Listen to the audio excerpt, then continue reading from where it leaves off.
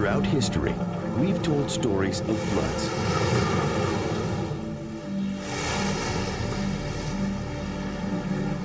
Perhaps the most famous is the biblical flood account of Noah, a flood story that's shared by Babylonian, Greek, and indigenous cultures around the world. They all tell a familiar story. Gods, angered by the sins of mankind, send a cleansing deluge to scour the earth. Almost as famous is the story of Atlantis, a great city-state washed away in a single day. The information on the center city of Atlantis comes from Plato. It was a roughly circular city. It had 3 canals, equal distance from each other. The 3 canals then had interspersed between them bands of land where there were temples and other building structures. But sunken cities are not just fantasy. From the earliest days of deep-water exploration, researchers have encountered mysterious underwater structures. David Sear investigates the waters off the coast of England. It may come as a surprise to many people that there are actually quite a few lost cities under the sea, but they're there for very different reasons. I mean, dunnage is there for coastal erosion purposes, collapsing down cliffs. But we know of Port Royal, for example, in the Caribbean, that went in one event, one earthquake event. We know of the cities that lie off the Egyptian coast, in Alexandria, for example. And then there is the hint that with rising sea level over the last 8,000 years, that there are probably other settlements that lie off the coast. Certainly off the east coast of the UK, we know of other villages which had churches and manors that have gone into the sea as well. There's at least 12 known along this coast alone. As technology progressed, scientists even came up with a plausible explanation for Noah's flood. Robin Bell is a research scientist at Columbia University's Lamont Doherty Earth Observatory. During the last ice age, the Black Sea dried up primarily. And so think of this beautiful flat valley and a really nice place to live. And then what happened is the ice sheets that covered Canada and covered Scandinavia melted, sea level rose and rose and rose, and suddenly it breached this dam that's sort of at the edge of, it's called the Bosporus in Turkey. And so the water rose and you suddenly flooded it. So sea level was moving inland about 1 kilometer a day. But it was the remote tropical island of Bimini that brought sunken cities to the public eye in the 1960s. Researchers were tackling the biggest prize of them all, the lost city of Atlantis. Their clues were the words of Plato himself and a bizarre prediction made decades earlier. In the 1930s, the American prophet Edgar Cayce declared Atlantis would be discovered off the coast of Bimini in the Bahamas. Well, Edgar Cayce was called the sleeping prophet by the New York Times back in, I believe, 1918. Cayce was born in 1877, died in 1945, and he's considered the most famous prophet, the most famous psychic that America's ever had. He gave over 14,000 psychic readings, and about 1/3 of all of Cayce's readings involved the ancient world or ancient mysteries, ancient history. He said a portion of Atlantis would rise again in 1968 and 1969, and he implicated Bimini in the Bahamas. Edgar Cayce's prediction really is weird. Here's this man, nobody expected this. And out of nowhere, there he is, laying on a couch in Virginia Beach, and he says, Poseidia will rise again. A portion of Poseidia will rise again. Expect it in 68 and 69, not so far away. That's bizarre. It's a prediction that seemed to just come out of nowhere. Nobody said, Edgar, when is Atlantis going to rise again? When is a portion of Atlantis going to rise again? Then, in 1968, a controversial discovery was made near Bimini.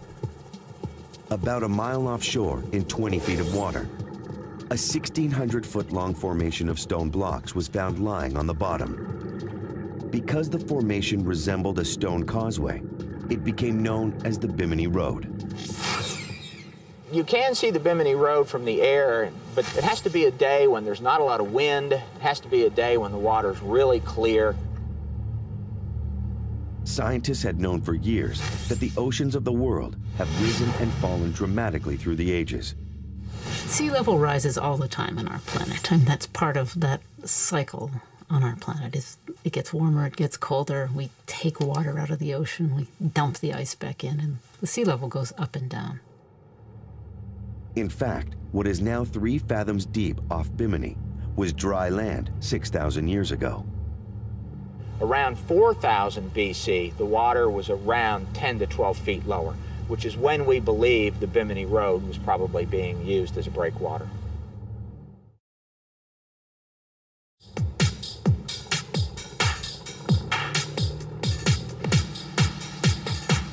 Today, Greg and his wife Laura are continuing their 5-year investigation of Bimini Road.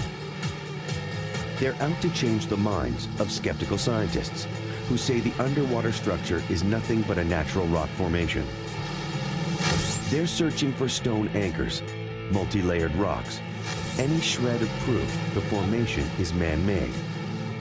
My wife and I got involved in investigating the Bimini Road basically because of a formation that was on Andros Island that was first found in 1969. Yeah, we started our research in Andros, and we're really expanding beyond that. We ended up realizing we needed to go check out Bimini and the Bimini Road. I actually do believe that historically there was something called Atlantis that probably stimulated Plato's stories of Atlantis. Plato did write some history. They weren't all fiction. So I believe there was something that started this story of Atlantis. But according to the history books, nobody lived on Bimini back then. It's a major problem to mainstream science. They cannot acknowledge that there was an unknown maritime culture here in 3000 BC. From what I know about mainstream archaeology, this is probably the most controversial site on the face of the earth. The people seem to sit on one side or the other. It's natural or it's not natural. An underwater structure built by an unknown civilization in the Caribbean 6,000 years ago sounds far-fetched, but Greg Little says seeing is believing.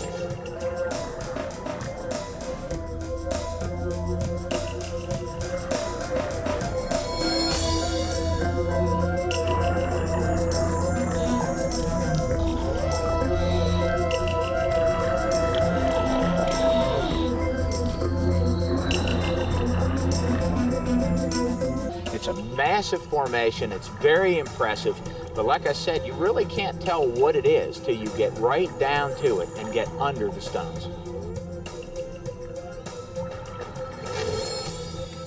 All right, we're going straight under the boat. We're going to go to the north. We're right in the middle of the J. It is an area that looks sort of irregular, but it's probably the area where there's the most double, triple blocks and blocks under blocks.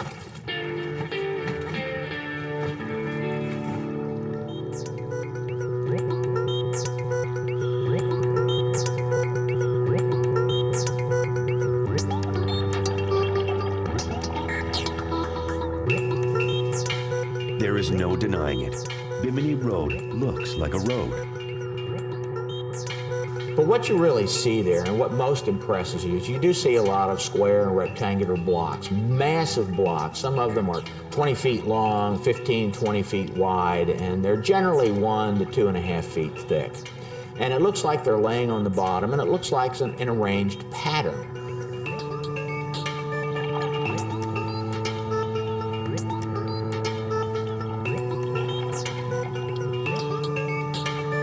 Today, Greg is looking for evidence of layered stones. Evidence that would suggest ancient hands placed the stones one on top of another.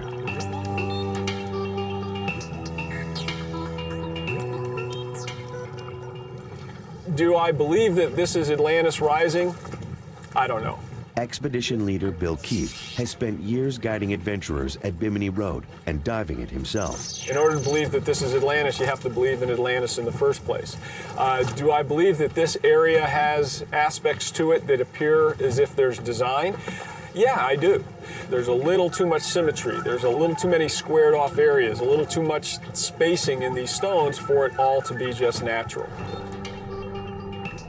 It's difficult to make out now because of the sun, but there's two parallel rows of stones right here. The two parallel rows are made up of rectangular stones. And this area right in here is where you can see the most obvious evidence that this very well may have some design to it as opposed to being just a natural formation. Frankly, as far as what they're made, a lot of what the stones are made of is beach rock. So if you're looking for a quick dismissal of the whole theory, you can jump on that if you want. What they fail to say is that every square inch of the bottom from the drop off to shore was the shoreline. So if their theory is true, why is it that these two parallel rows of stones only appear here? Why they should appear sporadically all the way into shore, and they don't. They also don't run the entire length of the island, so there's a north and south border. So there's no explanation for that. Keefe says the so-called road to Atlantis is just one of the many mysteries on Bimini. Well, in addition to the Atlantis Road, the Bimini Stones, there's quite a few metaphysically oriented aspects to Bimini. One of the most well-known are the Shark Mountain. When you have an opportunity to fly over the northeastern part of the island and you look down, you're going to notice that there are a series of sand dunes that appear to look like a fish, a shark, one is a seahorse, one is a cat. And at first, your eye may not pick it up, but when someone points it out to you, it really does resemble those things. And what's unique about that is the fact that these images appear on maps drawn by Bahamians before any Bahamians had the ability to fly or see them from the air. And that's really the mystery. How did they know they were there? And also there's the legend of the Fountain of Youth. That's an area located over on South Bimini. It's been pretty well documented in history that when Ponce de Leon was looking for the Fountain of Youth, he was following directions that were written by Indians, and they were directing him to a place that was spelled B-E-E-M-E-E-N-E-E. Now, there's no physical evidence to show that he ever actually got here. However, that also ties Bimini into the whole legend and lore of the Fountain of Youth. So there's quite a few metaphysically oriented attractions to the island other than the Atlantis Road, with the Atlantis Road being the biggest of them by far. The crew returns to the surface. Whatever the mysteries of Bimini are, they are yet to be revealed.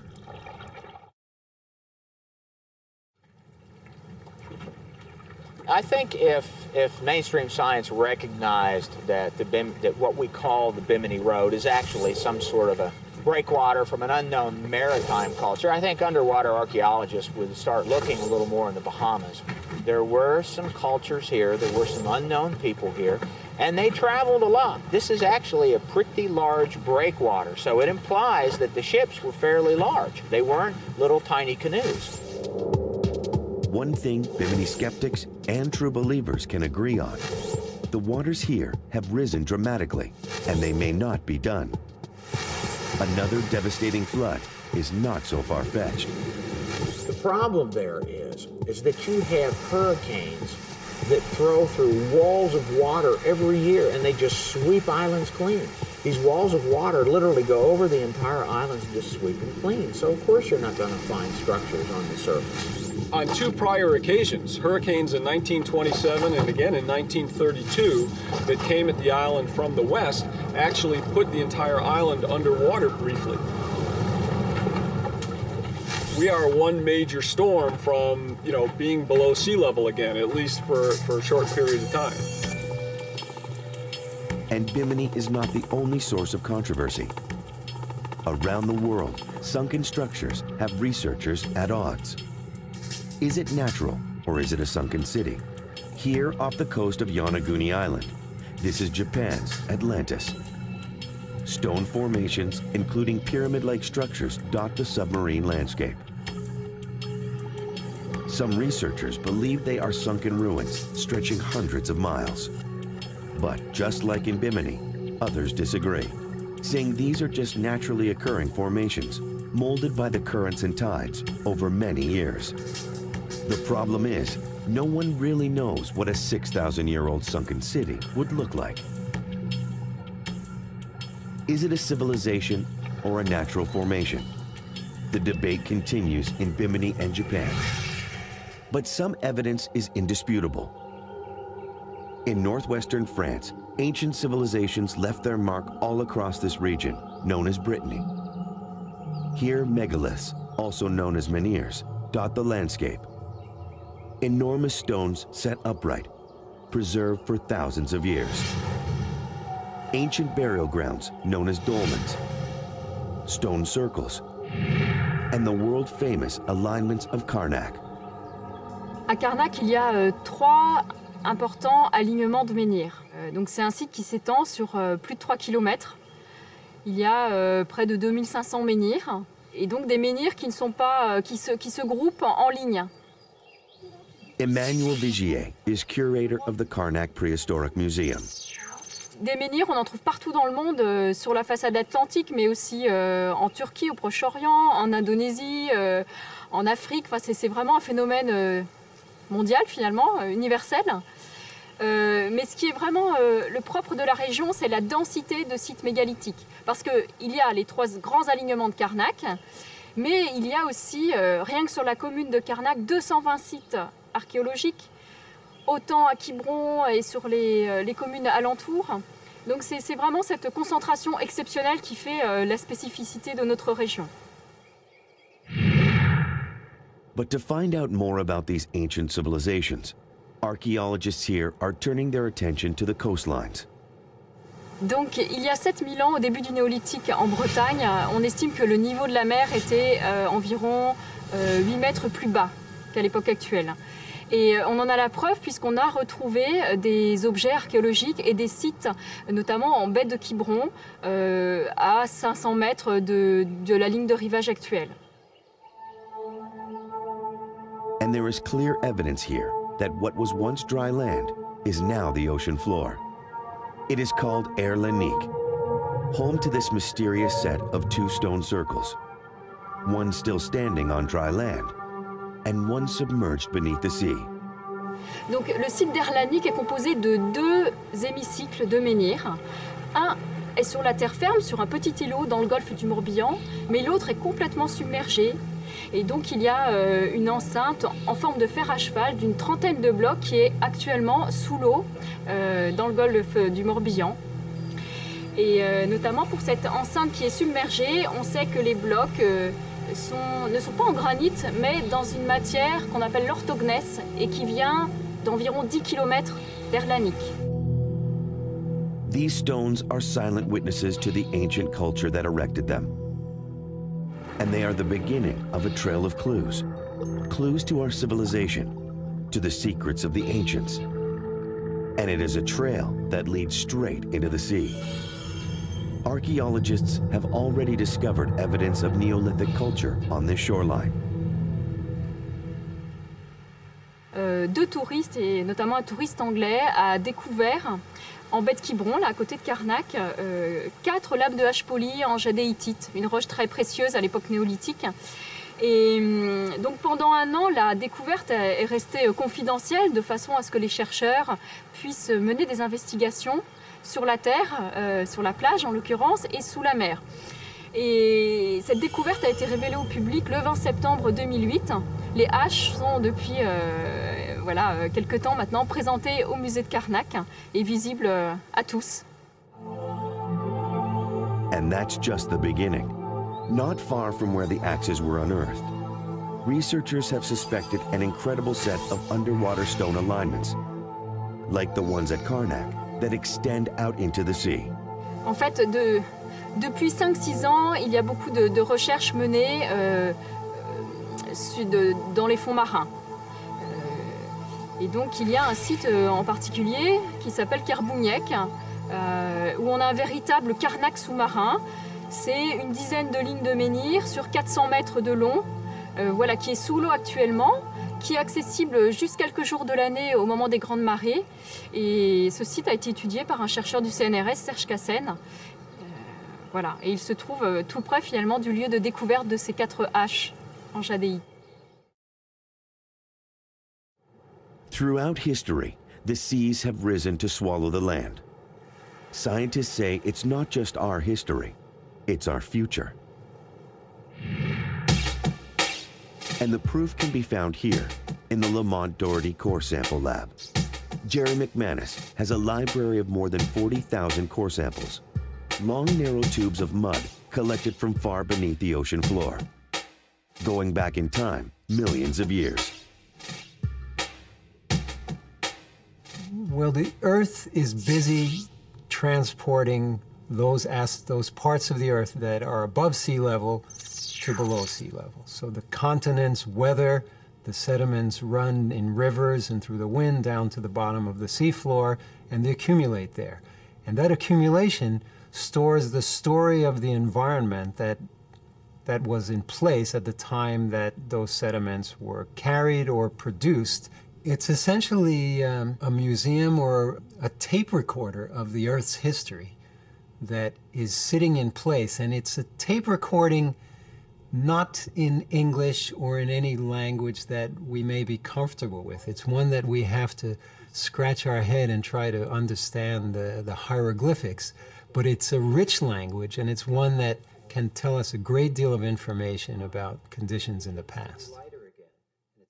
By studying the color of the sediment and microscopic debris within it, scientists are discovering the nitty-gritty details of the ocean's history. We can read the sea level from some of these deep sea sediment cores, and the sea level has gone up and down on the order of more than 100 meters, or more than 300 feet, repeatedly over the last several million years. We know that vast ice sheets came and went on the surface of the Earth over the past few million years, and we've more recently discovered that the Earth's climate changed dramatically and abruptly in ways that are not currently fully understood. People are always drawn to live close to the water because it's a good way to trade. You can bring the goods in on ships.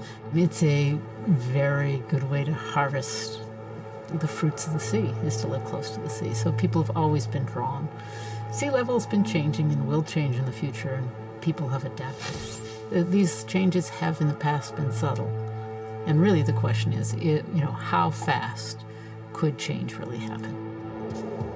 The context, the geological context, is that over the last million years, let's say, it has almost never been warmer than the Earth is today.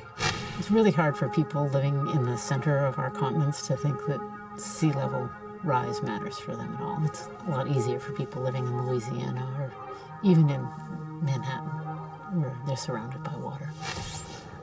We've seen the results of natural disaster in the ancient ruins of Port Royal, Alexandria, Egypt, and coastal England.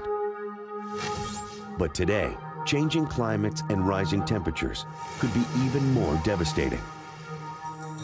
In the face of global warming and rising sea levels, could some of today's cities share a dangerous fate?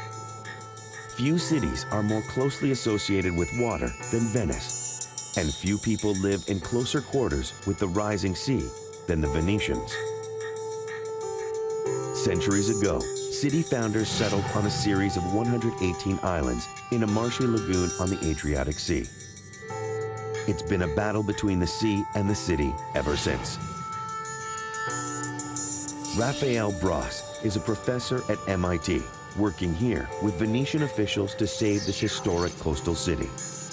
The Lagoon of Venice, as we know it today, is pretty much an engineered environment, an environment that was engineered by the Venetians. As such, in an environment as this one, it is expected that it will flood with some frequency, and it has always flooded with some frequency. The frequency of flooding, though, over all those years have increased enormously. Venice has been gradually sinking back into the lagoon that it was built on, and the Adriatic tidewaters entering the lagoon through its three inlets, the Lido, the Chioggia, and the Malamocco, have been rising. In the last century, flooding has steadily increased. Over the last 100 years, the relative sea level of the city of Venice and the lagoon in general has changed by 23 centimeters. those 23 centimeters is a combination of sinking of the city and sea level rise. Through it all, Venetians have dealt with it in a number of ways. Temporary walkways are set up during the exceptionally high tides known as acqua alta.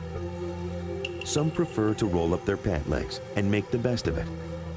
But by the middle of the 20th century, the floodwaters were growing higher and higher. Venice was in crisis.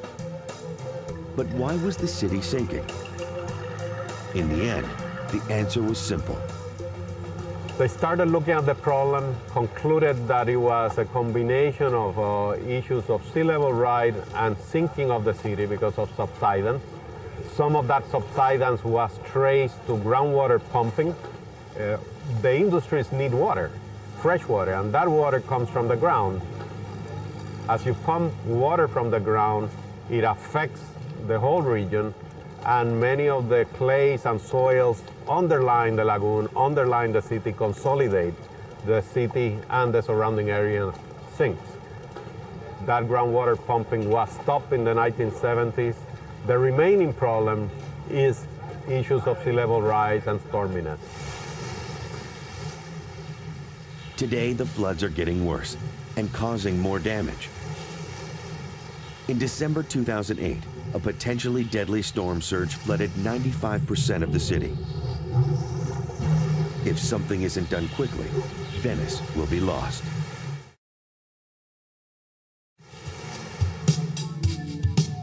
Bros is designing a series of enormous underwater floodgates. It's the biggest engineering project in Venice's history. Like sleeping giants, they will rise from the ocean floor to protect the city when the sea swells, then sink back to the bottom when the threat subsides. The $6 billion project could be a model for other coastal cities living in the shadow of future floods. If sea level rise continues around the world, as it is expected, all coastal cities of the world will be seeing sea level rise and the danger of flooding. But if it reaches some of the levels that some people fear, then many parts of the world are in serious trouble.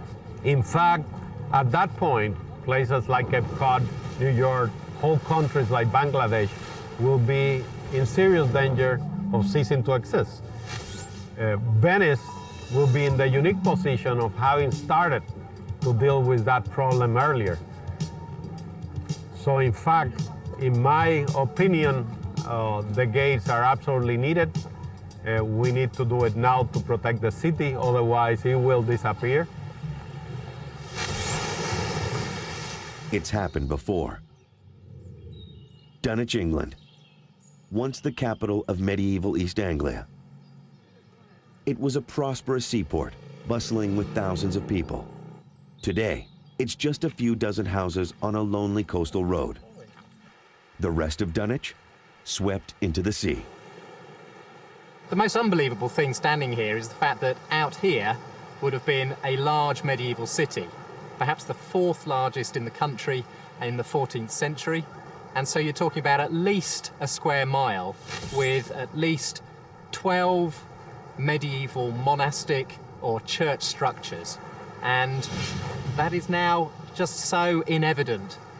Underneath this sort of fairly foreboding, turbulent, dark sea lies the remains of a great medieval city. What happened? In a series of deadly storms, Dunwich was ripped from its foundations and dragged away by the fury of the sea. What you've got to picture is a very stormy night. In fact, it was actually New Year's Eve, and you've got this big, strong wind blowing in from the north-northeast, and the waves are basically being driven onto this beach. And what's happening is that as the tide rises and the wind and the waves sort of encroach up the beach, they begin to cut away at the foot of the cliff. This cliff is made out of sands and gravels and has no sort of inherent strength. As a result, in one big storm, they lost a quarter of the city.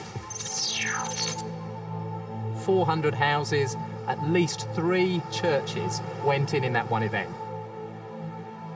Can you imagine the effect that must have had on the population? Their confidence would have been shaken. I mean, the church structures themselves, something that was protected by God, went in.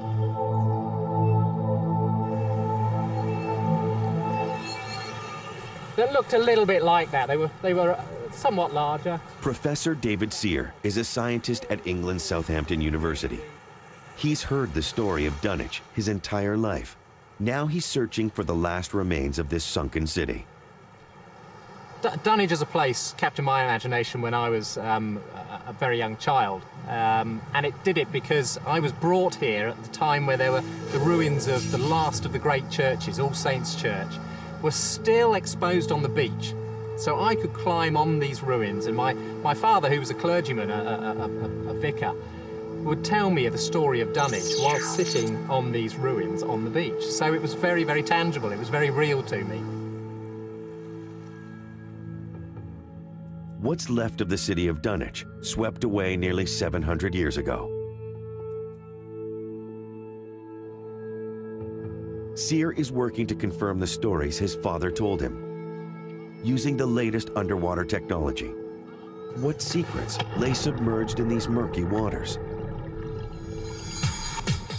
David Sear is searching for any remnant of Dunwich, once a bustling center of medieval East Anglia.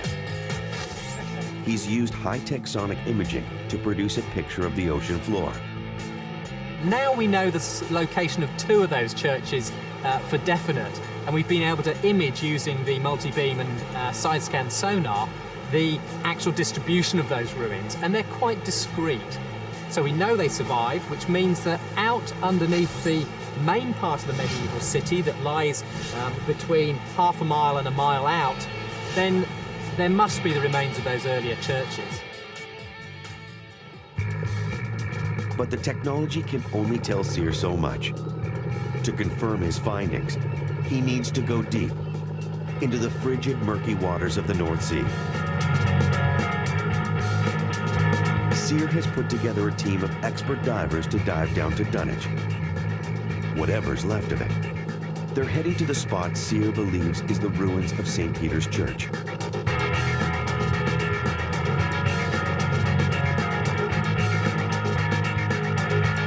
An underwater metal detector will serve to locate any remnants buried beneath centuries of silt. Underwater high-definition cameras will record the dive.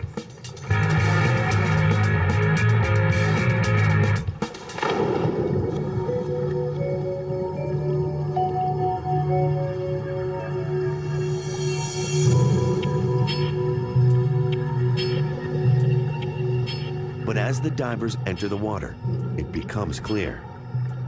After 700 years, the sea has still not settled, churning away, full of liquefied land, making a visual search impossible. They'll need to rely on the metal detector and their sense of touch to discover the remnants of the church mired in the muck on the bottom.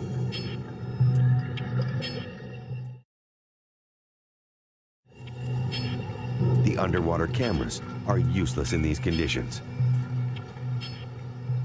Sear won't know what the divers find, if anything, until they return to the surface.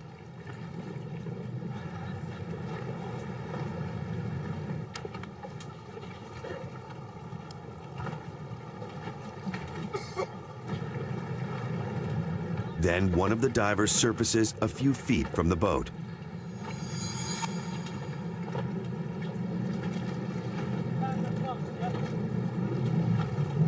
Using a small metal detector and his own hands, he's located an unidentified object. Could it be an invaluable artifact from the days when Dunwich was dry? Little do they know that X-ray analysis will later prove this is no artifact at all. It's a bomb from World War I, one of millions dumped off the coast of England over the last 100 years.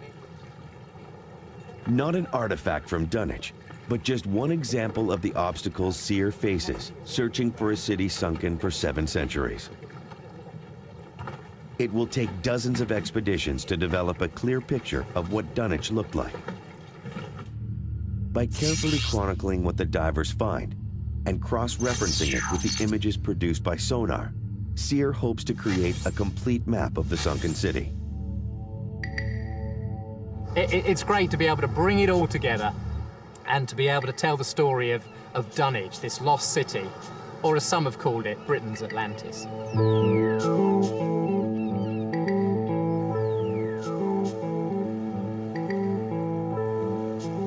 If I'm honest, I would really like to be able to discover the medieval church structures, get their locations, work out the geography, if you like, of the medieval city. We say it was a mile square. That's a guess. Where were those churches? Where was St. John's? We know now from our work that these structures survive, and they survive in a way that are detectable. The problem now is that they're underneath sand, so we've got to get a new technology in that will enable us to penetrate through the sand and visualize the structures that are there. But ultimately, wouldn't it be great to be able to say, yeah, we know where that medieval city was? Could the cities of today become the Dunwich of tomorrow? David Sear sees a potentially bleak future in Dunwich's sunken ruins. Many people ask, what is the lesson that you can take away from a site such as Dunwich and some of the other lost cities around the world? When you live on the coast, you live close to a very powerful force, albeit tsunami or storm-driven or indeed earthquake-driven. And what happens, of course, is we learn that nature has these very large events that are quite capable of destroying large sections of coastal settlement in very, very quick time. And I think we have a challenge, particularly on many of the coastlines where we don't have really expensive infrastructure, but we have perhaps small communities. The cost of protecting those is really very, very high, relative perhaps to the value of the land and the community. When you look at it nationally, of course, to the people that live there, it's a huge challenge to them and their way of life. But I think we're going to have to see more innovative ways of moving people back from retreating coastlines as the coastline erosion, of course, increases with global climate change and sea level rise. So I think we're at that point in time when we're going to have to really reevaluate how we manage our coastlines, and some places I think are going to have to go the way of Dunwich. New Orleans, Louisiana. Renowned for music and culture, it's one of the most famous cities in the world. As North America's gateway to the Gulf of Mexico, it's one of the busiest ports in the world. But much of the city sits below sea level. New Orleans is like a bowl in between Lake Pontchartrain and the Mississippi River. Whenever it rains, water must be quickly pumped out. Pumps in the lowest part of town send rainwater into canals that cross the city and drain into the lake. August 29th, 2005, Hurricane Katrina slams into the Louisiana coastline. A mammoth low-pressure zone, along with 120-mile-per-hour winds, conspired to create a killer storm surge nearly 20 feet high. And the canals, designed to keep the city dry, couldn't handle the overflow. The aging patchwork of levees and floodwalls protecting the parishes didn't stand a chance. It failed catastrophically. The city was swamped. More than 1,000 people died. Thousands more were left homeless. New Orleans will never be the same. When the storm came, you know, it just broke. It was breached. It moved homes from off of their foundation, set them in the street. Some of them is still, as you can see right here, to where it is. It took cars and just flipped them. My name is Malik. My last name is Rahim, and I'm the co-founder of Common Ground Collective. Years later, city officials are still scrambling to rebuild before the next flood. You have people here that still got to pay their mortgage, even though they don't have a house. And they got to live. So you got people that's got to pay their pre-Katrina bills, They post Katrina bills, and then they out here trying to repair their homes. And they literally working themselves to death. These are the people who built New Orleans.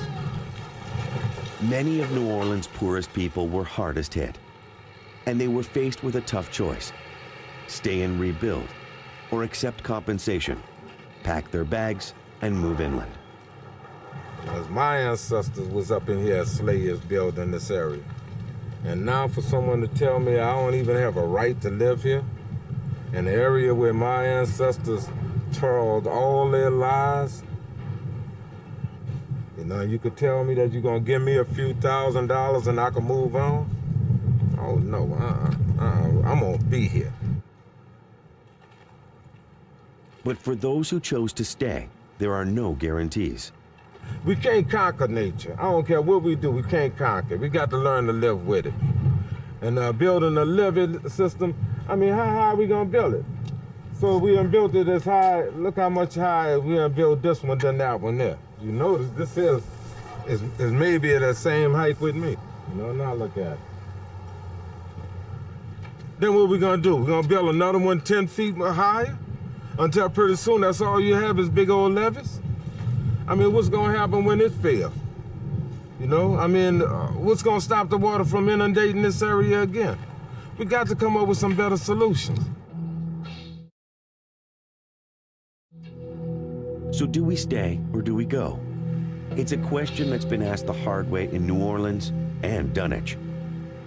One time, the concept of perhaps retreating from cities as large as New Orleans, Galveston more recently, would not have been entertained. But I think as we learn about the increasing frequency of, say, hurricane-driven coastal events or storm-driven coastal events, we are going to have to reassess this. And actually, the history of places like Dunwich are ones of resilient communities. The community is still here, but actually having to adaptively manage our progress back from the cliff line, back from the coastline. And it may be that in the future we've got to have to think about that for larger settlements that have been built in frankly difficult and dangerous areas. The fate of coastal cities around the world is yet to be determined. Will the threat of ocean level rise and natural disaster become real? If so, Venice and New Orleans will be just the beginning of a destructive trend. Sunken cities are the stuff of legend and reality. Stories of mythical Atlantis overshadow the fact that many cities really have been lost beneath the waves. From Port Royal, Jamaica to Alexandria, Egypt, and more than a dozen cities along the British coastline. As the global temperature climbs and sea levels rise, could today's greatest cities share their fate? London, England.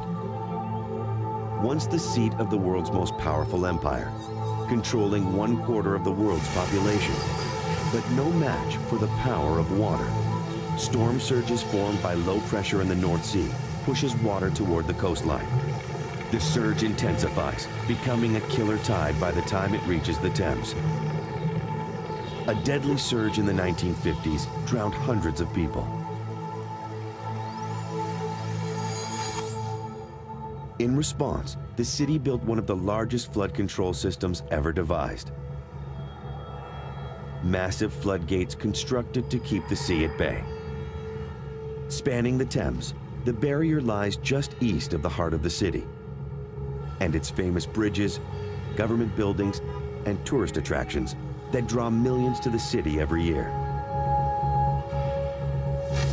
Rising waters here could be catastrophic. Today, Londoners feel safe, but this flood barrier of the past may not be enough to keep the super surges of the future from flooding the city. In one American city, the next disaster is already overdue. San Francisco, California. Even from the surface, you can see the problem. Here in the Bay Area, we're in the middle of the boundary between the Pacific Plate, which is going to the northwest, and the North American Plate, which is sliding to the southeast. And it's the slippage of these faults that causes the shaking and produces earthquakes. This is the Hayward Fault going between my legs. 25% of all of the motion between North America and the Pacific Plate is passing directly beneath me. When we see the fault at the surface, this is the tip of a crack that starts at about 10 kilometers, 11 kilometers below the Earth's surface. So we can trace the fault on the ground. It comes into this building, and if you look along the edge of the building, you can see the way it's bowed out to the right. The fault continues, it cuts the corner of these buildings immediately in front of us, and I think if you look at the junction between these two buildings, you can see that the fault, which goes directly below us, has been physically pulling the buildings apart. It's the same sense of movement we see everywhere along the Hayward Fault. The next earthquake on this fault is likely to be somewhere around a magnitude 7. And there are two types of damage that occurs. One is actual damage along the fault. And this is confined to a relatively narrow zone because the fault is very narrow. And then there's the shaking, and the shaking is felt over a much broader area. The Hayward Fault has sat silent for nearly 150 years, but seismologists say it's due for a massive and deadly quake, causing as much as $1 trillion in damage. The Hayward Fault basically bisects the Bay Area and really goes through the most heavily developed, most heavily urbanized, industrialized section of the region. So when this thing moves, it's going to be a disaster. And that's just one of multiple seismic faults crisscrossing underneath the San Francisco area. The city on the bay is a sitting duck. A persistent legend says someday a colossal quake will cleave California from the continent, sinking the state. Scientists say it's a far-fetched theory. But in our own times, we know it can happen. December 26, 2004. Deep beneath the Indian Ocean, an unimaginably powerful earthquake, 9.0 on the Richter scale, releases the energy equivalent of 23,000 atomic bombs. The seabed buckles, setting in motion a catastrophic chain of events. A series of giant waves, some as high as 50 feet, slam into Thailand, Indonesia, India, and Africa. It's the deadliest tsunami in recent history, with over 200,000 people dead or missing. Entire villages disappear from the coastline. And it doesn't stop here. Recent scientific studies suggest cities up to 30 feet above sea level are at risk of deadly flooding, storm surges, and hurricanes. This includes more than 2/3 of the world's largest cities: Tokyo, New York, Mumbai, Shanghai, Jakarta, and Dhaka, Bangladesh. In total, 634 million people. It's a frightening vision of the future, with entire civilizations retreating from the coastlines. But we know that it can happen. The floods of the past were more than myth, and the waters will continue to rise, leaving humanitarian disaster in their wake and creating the sunken cities of the future.